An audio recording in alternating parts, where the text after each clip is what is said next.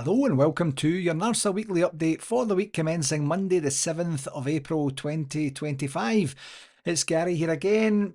Literally, what are we like? What are we like? Dearie me. We're now officially history makers, and that is with those 5 defeats in a row at Ibrox for the first time in our 153-year history against Queen's Park, St Mirren, Motherwell, Fenerbahce and now Hibs.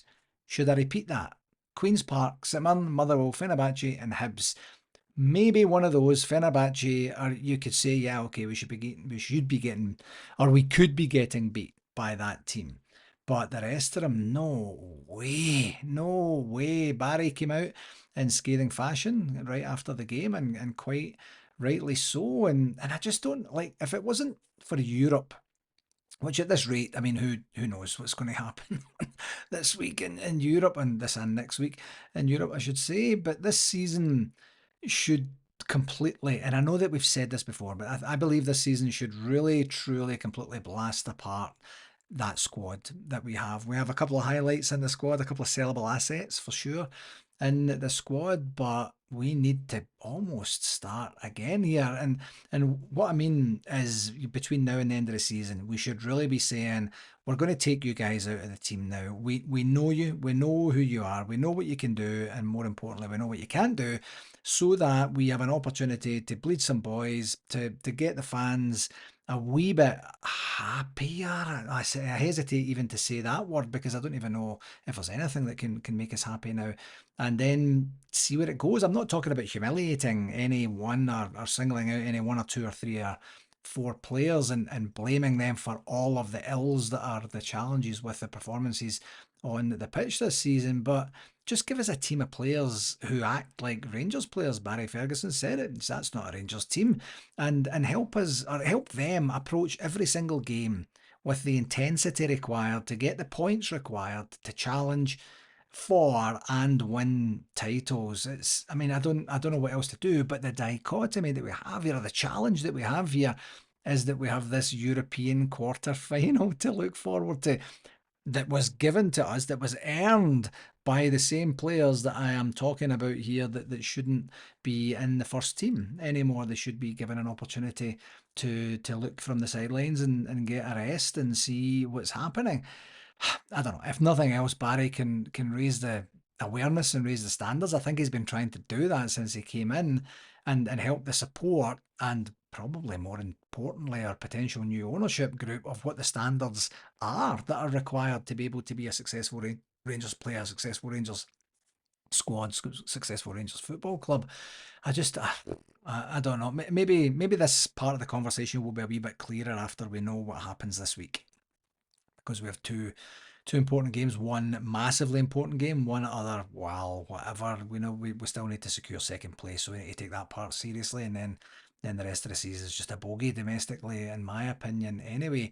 So I did want to start off just to talk very, very briefly. I know I typically don't talk so much about that other mob on this podcast, because this is a Rangers podcast, but you'll have noticed last week that, and it wasn't very well covered certainly in the media outlets that I look at, which is primarily Sky Sports, but I tend to look at the papers or anything like that from back home. And I don't mean this to be a deflection tactic as how bad Rangers are at Ibrox, and I'm going to start pointing at someone else, but that mob, and you'll have seen last week, had the decision, or certainly the beginning of the decisions, already announced, and their separate entity ridiculousness had an opportunity to do the rounds again. So on Sky Sports, the article that I read said around 30 survivors allegedly suffered sexual abuse. I'm sure that was completely unintentional, because if they've already started to settle, then that would mean the allegedly is completely nondescript and non-required in there. But anyway, around 30 survivors allegedly suffered sexual abuse while at Celtic Boys Club from the 1970s to the 1990s. 70% of those legal claims have been settled for a 7-figure sum. Celtic hope settlements are reached with the others soon, and are in inverted commas, appalled by any form of historic abuse. Then the lawyers for the victims go on to say this litigation has been made far more complex and lengthy by the defender. To be super clear, the defender here is Celtic Football Club, while our clients have acted with resolute dignity throughout. At long last, they have achieved success and can take this compensation as confirmation that Celtic Boys Club was indeed inextricably linked to Celtic Football Club. Now, here's the irony. This is the same article, by the way, folks. Here's the ironic part. This is from that mob. For some time, we have sought to work with the group members' lawyers to reach a resolution. The club acknowledges the strength of the survivors of abuse who have come forward and hope that this resolution may help to bring them some closure. Celtic Football Club is appalled by any form of historic abuse. And has great sympathy for those who suffered abuse and for their families. The club is very sorry that these events took place at Celtic Boys Club.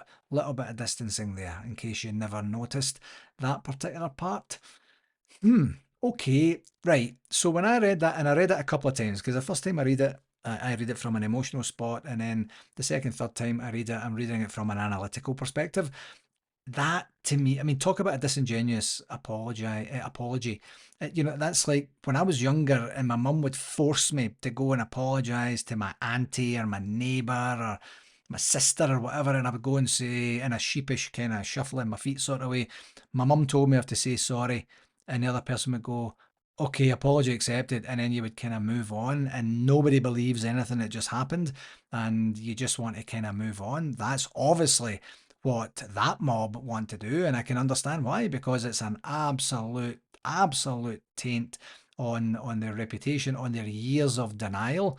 This is not, we don't agree with this. This is a separate entity, but here we're going to just settle anyway. Come on, listen, don't say anything if you genuinely don't mean it. If you can't apologize with grace, with dignity, with humility, and with a deep, genuine sorrow, then just don't, and then just move on. I think everyone knows exactly what happened. Everyone knows, and I'll quote again, that they were inextricably linked to Celtic Football Club. Many people within that club knew what was going on, and it's all just coming out now.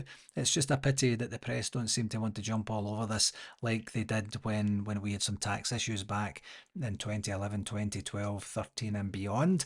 But, who am I? I'm not a reporter, so I guess I don't know anything about that. But just disgusting. Beyond disgusting, that club. And it's absolutely filthy. Anyway, back to more important things, which is Rangers. And I did want to start with a correction here. Last week, I introduced the Mount Rushmore. If you had a Mount Rushmore of Ibrox, who would be your 4 figureheads on the side of the mountain? And I gave you an incorrect list for Colin Bowman down at the Orlando Rangers Supporters Club, and he corrected me a couple of days later. He hadn't listened to the pod for a couple of days, and then he corrected me. Quite insulting, actually, to be quite honest. And he spelt banker wrong because he had a W at the beginning.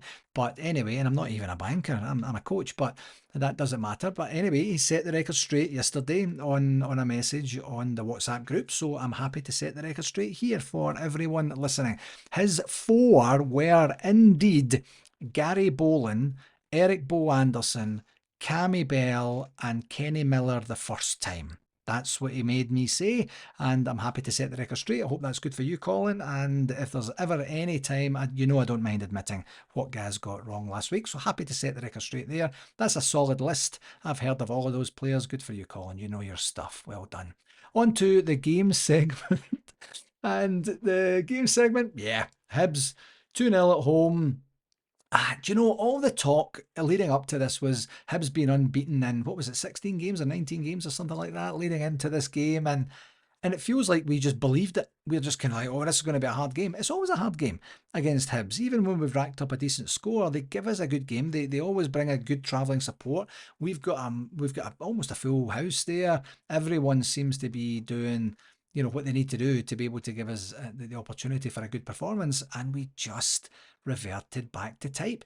Remember at the beginning of the season here, the biggest problem we had was the away results, and we've completely flipped that around, and our way results, not the performances, but our away results have completely turned around, and we're getting points away from home, and we are getting zero, literally and figuratively, at Ibrox now. And like, how can the same set of players do that? Right, okay, I'm going to course correct, I'm going to fix this part, which means I'm going to break that part. No, you're supposed to win every game that you play in Scotland. That's anticipation, and not be resigned to defeat when it looks like that's going to happen, especially at Ibrox, especially when folks are turning up there in their 50,000s to see you put a performance in, and give the fans what they want, which is, of course, a victory. I thought, in terms of the game itself, I thought we started relatively well, never really troubling their goalie. And then we had a thing that I've never seen before, which is James Tavernier's long throw-ins, which is kind of new.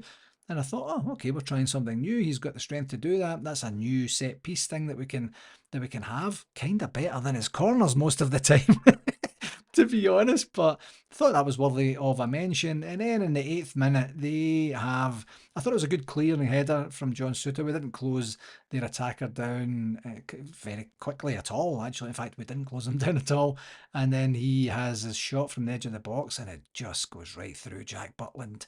And this is every game now, literally every game that he is having an absolute howler, and it's just not good enough. Absolutely not good enough. We kind of go into our shell, feel sorry for ourselves for a wee bit, and then around about the half-hour mark, we started to kind of turn it back on again, and ended up the half quite well. So there's no massive cause for alarm at half time. Barry's been wont to do some substitutions at half time and give us an opportunity to succeed when we go. He didn't do that this time, which is interesting. And then we, I guess I don't need to say this, but I'll say it anyway. Cyril Dessers had a couple of chances in the first half that he never got on target. I believe there was maybe one that he got on target in the first half, but other than that, he's just all over the place most of the time. The second half started okay. I thought we were pressing quite a lot, and then we lost the second with a really long ball out of defence when we were pressing so high up the pitch, and we fell asleep. And Rangers have got such a propensity to be able to lose goals in different types and styles of ways these days. And it used to be just a big long high ball over the top, and we could never figure out how to do it, how to defend that properly. And this one was a big long ball that wasn't high. It was just completely through the channel, and completely split us apart. And then you've got John Souttar was the one that I seen on the replay most of the time, like looking surprised that happened. Initially, they thought the goal was offside, but it wasn't. It was clearly on, and the goal stood. And again, I don't want to kick a guy when he's down, but Jack Butland comes out with his legs wide open to that one. Give him less to shoot at, I think is the case. You're supposed to come out and spread yourself, but not in a way that's an invite for them to say, I'm just going to pass it through there if that's okay. And Jack's like, yeah, go ahead, that's great. And that's not all. I mean, he had at least 2, probably 3 really dodgy kickouts that either put our defence under immediate pressure or went straight to the Hibs player as well. For his good, for Rangers Football Club's first team's good, he needs to be dropped. It's as simple as that. I thought on the weekend there, and the first time I seen the team, that he would have been the one that was obviously going to be dropped. It gives us an opportunity, it gives him just a breather. I was actually on another podcast earlier today on the Heart and Hand flagship show, and I was talking about it. Like, goalkeepers are the goalkeeping position. In my experience, I can't remember one goalkeeper that managed to play through a patch like this. That you just have to take them out, and you have to give them an opportunity to go back in at some point that's an appropriate time, when they've eradicated the mistakes, got over the crisis of confidence, and got through that injury, whatever it is going on with that particular player. But other areas, you can kind of almost see the validity of being able to play through, not with goalkeepers. And maybe if you remember one, by all means, please tell me, but I have no idea of any that's ever done that. And Saturday, Barry Ferguson picks the team, as Saturday would have been a great idea to put in Mason Munn or put in Liam Kelly and just give them a go and see what happens, because he was complicit in both goals. He certainly was very complicit in the first one, and by all accounts, he will be the first to admit that. So do something about it, Barry, and take him out. Again, the problem is we have this European game. coming up on Thursday. Jack Butland, has been one of the major influencers in terms of getting us to the quarterfinal. So does he deserve to keep his place, or does Barry go all out and drop him for this game? I am glad I'm not the one making that decision. I have to say, I've been very, very honest. In terms of positives from the game, the final whistle and the fact that RTV just cut off the feed straight away. I think that was great. Negatives, almost the entire game. Like it wasn't awful, but it was just bland. It was just, we've seen this before. And when you watch a repeat, a repeat, a repeat, or a rerun after rerun after rerun, eventually it gets boring and you stop paying attention. And I kind of think that's where the fans are at. And right now, our defending, our goalkeeping, our finishing, our cluelessness at Ibrox. I mean, it seems like we're spooked now at Ibrox for some bizarre reason. And as far as I can tell, there's not a lot of toxicity at Ibrox. Maybe at the end when the fans are leaving 70 odd minutes into the game, and it's a bit of a barren place at the end. But it's not as if they're there just vying for blood or baying for blood and looking for that first mistake to get on the team's back. I don't sense it from 4,000 miles away. Maybe it's like that at Ibrox, but I just cannot understand why it was such a fortress before and it's now just an open goal, literally and figuratively, as we go forward. Anyway, the stats said 72% possession, 9 shots on goal. That tells you everything. With 3 on target, with 0 conversion. So that's a 0%. Like I've always went on about the fact that it should be up in closer to 50. Certainly I would accept 30, and we had none. Our finishing is absolutely woeful. And versus Hibs had 6 shots on goal with 3 on target, and they scored 2 of them. That's 75%. 66%, sorry. There, and that's just wild. It's just utterly bizarre. We're not getting the best out of our players. Cyril Dessers has had well over a dozen chances last couple of games and converted 1 of them. So we need to do something. I seen a tweet yesterday actually, and it was Igaman's record in terms of the last 14 games versus the 14 games prior. In the 14 games prior, he had something like 12 goals and 3 assists. In the last 14 games, he's had 0 assists and 1 goal. Brilliant goal it was, by the way. Thanks again for that, Hamza. But what we're doing with him is not working, and it's not fair on him. And what we're doing with Dessers is not working, and it's not fair on him. So either swap them around and give Hamza that opportunity to take those 1 in 3 chances, maybe 1 in 2, and see what happens for the rest of the season, because it feels like we're ruining that boy right now. It really does. In terms of the referee watch, Don Robertson did okay. Didn't have any material influence on the game at all, I thought. So that's good for him. You'll get the standard 7 out of 10 there. Next games, mentioned it before, we play Athletic Club or Athletic Bilbao. Don't know who decided to change their name, but one of these things. And that's on Thursday, the 10th of April, 3 p.m. Eastern Standard Time kickoff, 8 p.m. UK. So here's the thing, like with this being at Ibrox, I have no idea what's going to happen. And I think, I know I've said this before, I said it before the Fenerbahce game, that this could be our last truly competitive match of the season in terms of meaningfulness for the club at large. I'm kind of a wee bit hesitant to say anything positive about it because it's at Ibrox. Now, to counter that, it's on Thursday. And on Thursdays, we typically, not always, but typically have a good day more often than not. So I wish the second game was at Ibrox, but we don't have that luxury. Having said that, one of our best performances the last couple of months was away in Turkey. So maybe we have another brilliant away day in Spain like we had last season as well. Who knows? I'm not 100% sure, but no idea what's going to happen there. And then on Sunday, very early, we have a 7 a.m. Eastern Standard Time, noon UK kickoff against away to Aberdeen. We know what we're going to get there, and in terms of Aberdeen's effort and such, I mean, but do we give them another 2-goal start and then come back and get a wee bit excited? I don't know. Who knows exactly what's going to happen in that game? But I think we need just 1 more point to secure second place. If I'm wrong on that, please do correct me. But I believe that we just need 1. I mean, I think if we'd have beat Hibs on the weekend there, that would have been it, secured formally.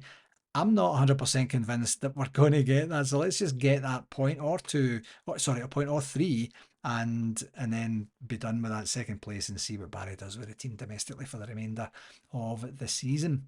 In terms of shout-outs, there was no women's games last week, as you might remember. I talked about that. So I did make a little bit of a a fluff last week. I went from what the Rangers website told me, and it said there was only 4 games to play, but there's something like 8 games or so, and that was also Colin that told me that, as he was berating me for getting it wrong, which is why I'm delighted to correct it today in terms of his Mount Rushmore. And so there's something like 8 games or so, but interestingly, the thing I noticed was that the very last game of the season, Rangers women's team are at home to Hibs. Now, as you'll know, if you pay any attention to that, that's the top two in the league for right now. Who knows whether they'll be the top two come the last game of the season. Lots of football still to be played, especially with all the top teams playing each other. So we'll see what that looks like. But exciting times ahead, and they have an Old Firm game this weekend, an opportunity to really stand on the throats of that mob from the East End, get them out of the picture completely, and hopefully put more pressure on atop the league there. I did also see something on Facebook yesterday. No one contacted me about this, but I did want to do a shout out to the friends and family, or family and friends, of a fellow by the name of Joe Annan. And he was a member of the Castle Street Loyal Rangers Supporters Club. And the reason that resonated with me is that's the bus I was a member of back in Paisley back in the day. And my understanding is that Joe was also a Hunter Hill guy, same as me too. And one of the parts of the quote here said, and it's my understanding is it was a sudden passing of Joe as well, so completely unexpected. That's just so heartbreaking. It just makes it feel so much worse. But the quote said, he was a larger than life character and will be sadly missed by everyone who had the pleasure of knowing him. The bus and the West Enclosure will be a quieter place without you there, Joe. So again, I'd just like to, on behalf of NARSA, just pass on my sincere condolences to Joe's family and friends, and to everyone at the Castle Street Loyal Rangers Supporters Club. I have massively brilliant memories of going and following Rangers all over the country on the bus back in the day. Another shout out here for the Melbourne City Loyal Rangers Supporters Club Culture Weekend. That's November 21st to 22nd this year. Ian Ferguson, Gary Stevens and Stuart Monroe all going. Boat cruise, banquet, gala, dinner. I'll leave the link there on our show notes for today.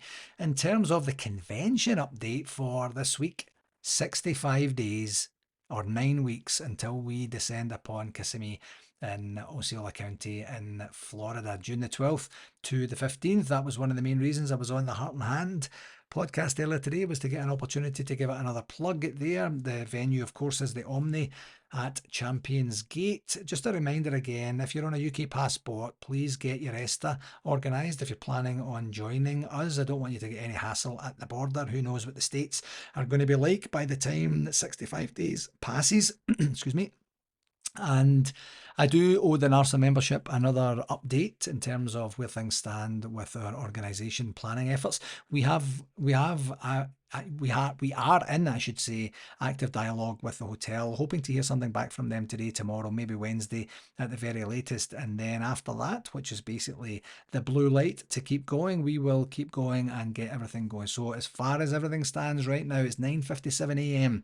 here in Calgary. This convention is going ahead, so please don't worry about that. I would be shocked if the hotel came back and said you're not having a convention here anymore. So let's not even make that part of the conversation, and we will move on from there. If you're looking for any sponsorship opportunities, please do reach out to me directly at rangersscc@hotmail.com. That's 2 S's and 2 C's. If you're looking to sponsor the magazine or get an article in the magazine, please contact Colin at thepeople@orlandorsc.com. That's thepeople@orlandorsc.com, and we'll see what sort of format we're going to do for that. The hotel rooms are out for booking. The tickets are out for sale, and we will get going from there. Here, what about this for a convention story?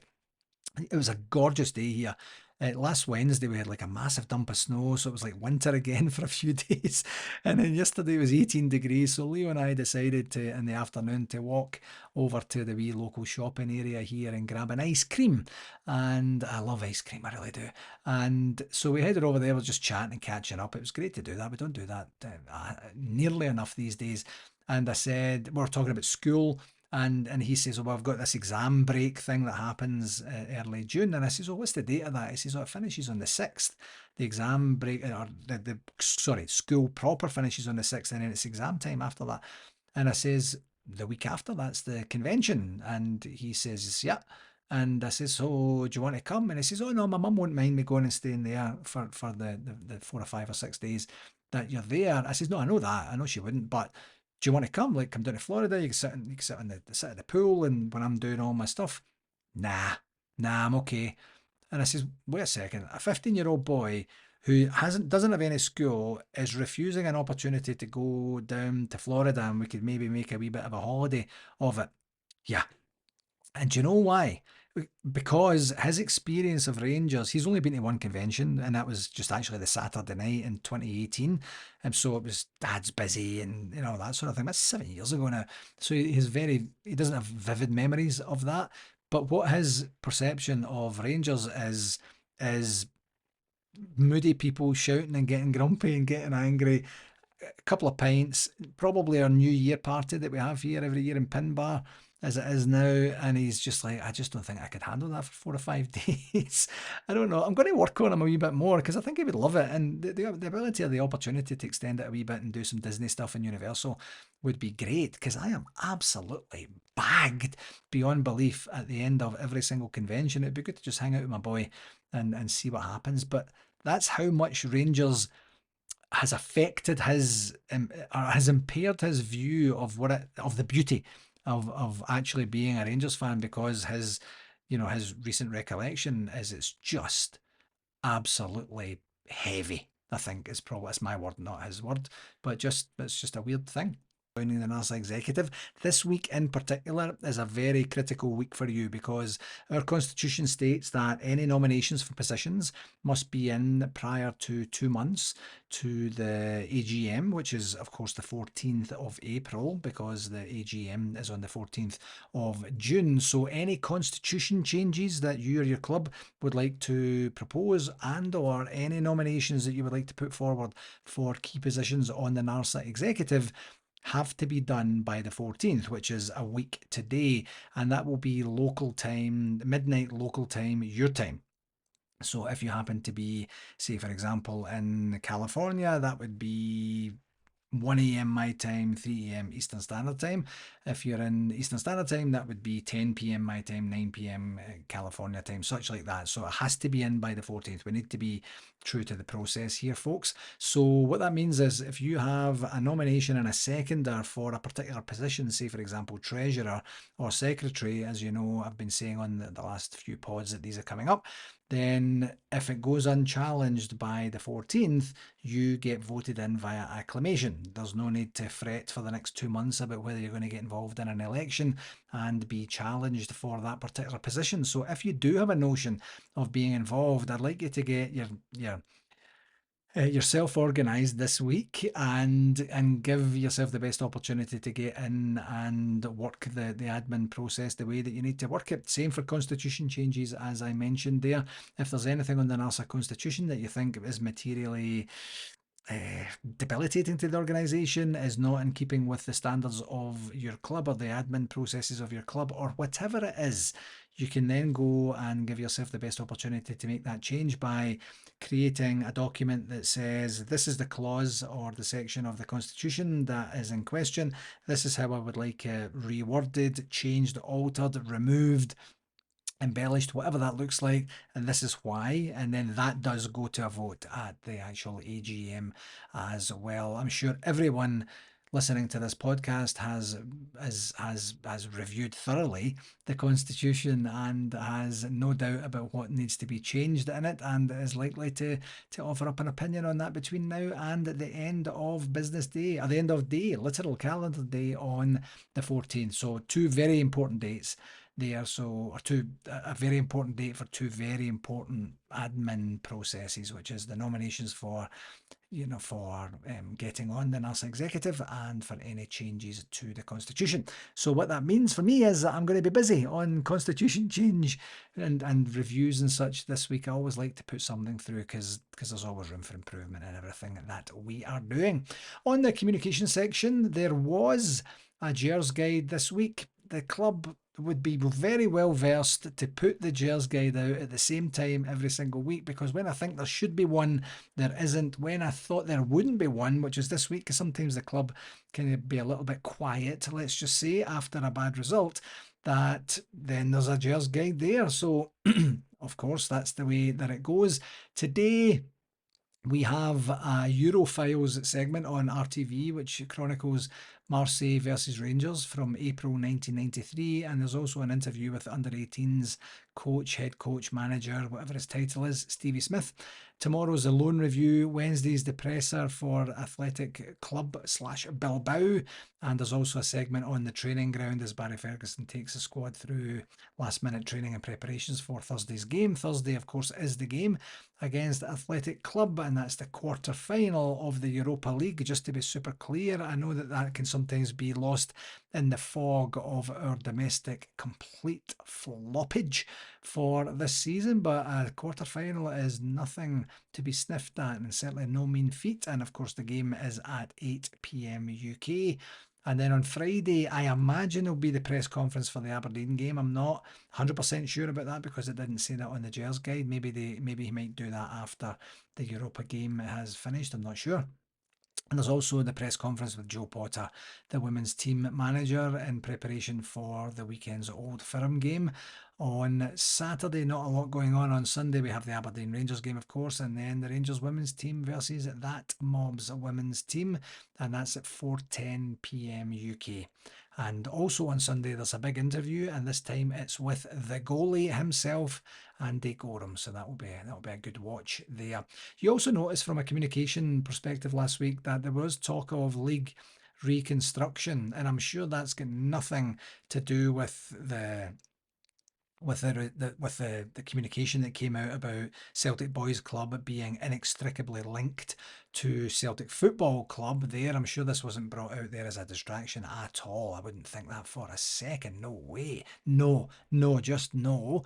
But there was talk of league reconstruction last week and whether we should be going back down. I think the proposal was to go back down to 10 teams, and it was just kind of mooted there. Everything I've seen online about it has been universally, no, we're not doing that. I thought if we were doing anything, we would be extending it rather than shrinking it again, extending it so we'd maybe play less teams less often, I should say, but I'm not 100% sure. The question I would ask the SPFL and the SFA, if they're involved in it, I'm not sure if they are or not, is what problem are you trying to solve? If you start with the problem, the real genuine problem, whether it's not enough, bona fide kids coming through that have solid careers ahead of them and potentials for international honours, whether it's not enough money in the game, whether it's declining TV revenues, I'm not sure what it is, but if you figure out what the problem or problems are, then you can start to have proper and genuine dialogue about what those problems are so you can move forward with intention